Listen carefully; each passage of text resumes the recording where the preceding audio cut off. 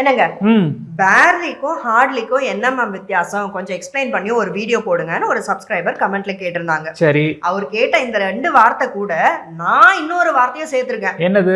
Scarcely. ஓ, scarcely. ஓகேவா? இந்த மூணுத்துக்கும் என்ன வித்தியாசம் அப்படின்றத எனக்கு சொல்றீங்களா? சொல்றேன். அதுக்கு முன்னாடி hi friends, welcome to English அரட்டை. இங்கிலீஷ் பேசி பழகலாம் வாங்க.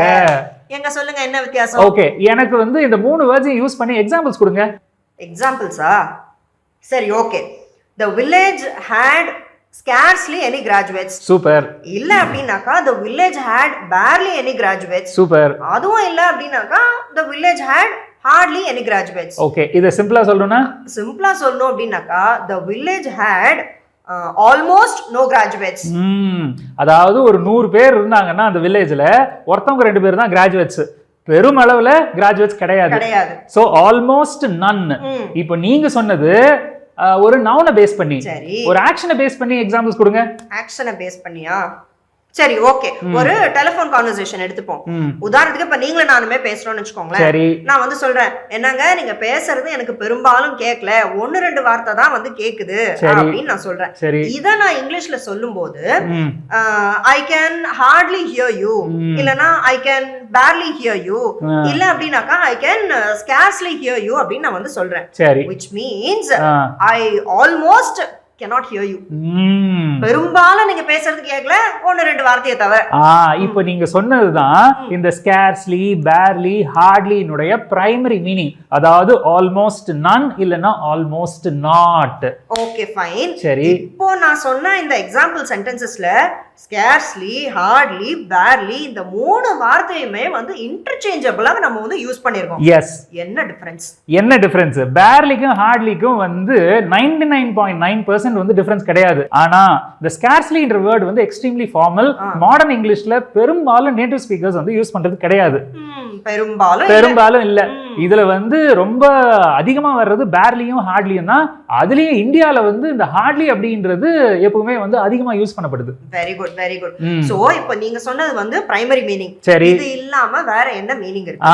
இதனுடைய செகண்டரி மீனிங் only just, அதாவது இப்பதான் அப்படின்ற சென்ஸ்ல வரும். இப்ப உதாரணத்துக்கு நான் சொல்றேன், நான் உட்கார்ந்த அடுத்த செகண்ட் வந்து போன் வந்தது அப்படின்ட்டு. I had scarcely sat down when the phone rang. I had barely sat down when the phone rang. I had hardly sat down when the phone rang. சரி, இப்போ இத சிம்பிளா சொல்லணும்னா the phone rang immediately after I sat down.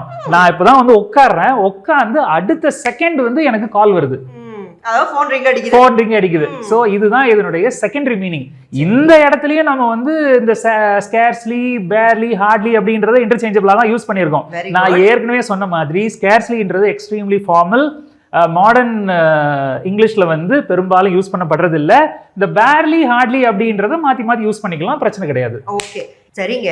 இப்போ இந்த 3 வார்த்தையை பார்த்தோம் இல்லையா, அதாவது பேர்லி, ஸ்கேர்ஸ்லி, ஹார்ட்லி அப்படின்ட்டு.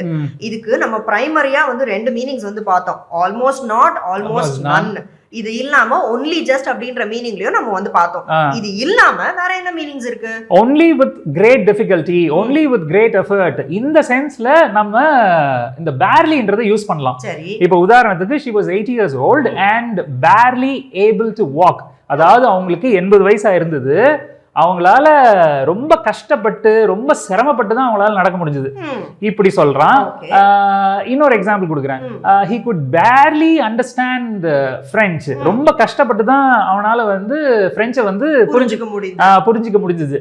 சோ இந்த சென்ஸ்ல சொல்லும்போது barely மட்டும் தான் வரும், scarcelyயும் hardlyயும் யூஸ் பண்ண முடியாது. வெரி குட்ங்க. இப்போ நம்ம பார்த்த இந்த மீனிங்ஸ் இல்லாம வேற ஏதாவது மீனிங்ஸ் இருக்கா? barelyக்கு இன்னொரு மீனிங் இருக்கு. என்ன மீனிங்? only அப்படின்ற மீனிங். இது வந்து with numbers, அதாவது surprisingly small numbers. அதாவது நம்ம நிறைய வந்து எதிர்பார்க்கிறோம், ஆனா இவ்வளவுதான் வந்து எண்ணிக்கை வந்திருக்கு. அதாவது ரொம்ப சொற்பமான எண்ணிக்கை அப்படி நம்ம சொல்லுவோம் இல்லையா, அந்த சென்ஸ்ல நம்ம வந்து யூஸ் பண்ணலாம். இப்போ உதாரணத்துக்கு there were barely 10 people in the hall. அந்த ஹால்ல 10 பேர் தான் இருந்தாங்க. அதாவது நிறைய எதிர்பார்த்தா ஆனா 10 பேர் தாங்க. ரொம்ப சொற்பம். ஓகேவா? ரெண்டாவது he had barely 100 rupees. அதாவது அவங்கிட்ட வந்து 100 ரூபாய் தாங்க வெறும் 100 ரூபாய் தான் இருந்தது. சோ இந்த அர்த்தத்துல வந்து சொல்லும்போது நம்ம barely வந்து யூஸ் பண்ணலாம். இந்த இடத்துல வந்து scarcely hardly யூஸ் பண்ணலாமா? யூஸ் பண்ண கூடாது. ஏன் அப்படின்னா அதான் யூசேஜ். அதாவது of course சில பேர் வந்து இன்டர்சேஞ்சபிளா யூஸ் பண்றாங்க. ஆனா வந்து நேட்டிவ் ஸ்பீக்கர்ஸ் பெரும்பாலும் வந்து இந்த சூழ்நிலையில பேர்லியை தவிர்த்துட்டு ஸ்கேர்ஸ்லியோ இல்ல ஹார்ட்லியோ வந்து யூஸ் பண்றது கிடையாது. Very good very good. இதுதான் அர்த்தமா இல்ல இன்னும் இருக்கா? இல்ல இவ்வளவுதான் பெரும்பாலும் இல்ல. ஆமா இதான். Very good very good. So இதெல்லாம் தான் டிஸ்கஸ் பண்றதுக்காக நான் யோசிச்சு வச்சிருந்தது. Super super super. Very good. So இந்த சப்ஸ்கிரைபருக்கு மட்டும் இல்ல இந்த வீடியோ பாக்குற எல்லாருக்குமே இத பத்தின டிஃபரன்ஸ் என்ன, எப்படி யூஸ் பண்ணணும் அப்படின்றது தெளிவா புரிஞ்சிருக்கும்னு நம்புறேன். இதே மாதிரி வேற ஒரு சுவாரஸ்யமான வீடியோல அடுத்து நம்ம நண்பர்களை சந்திப்போம். அது வரைக்கும் பை ஃப்ரெண்ட்ஸ்.